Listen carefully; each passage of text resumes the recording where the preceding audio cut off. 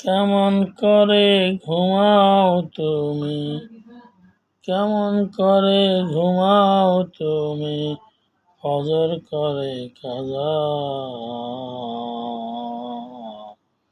এমনও তো হতে পারে জোহরে জানাজা তোমার, এমনও তো হতে পারে জোহরে জানাজা।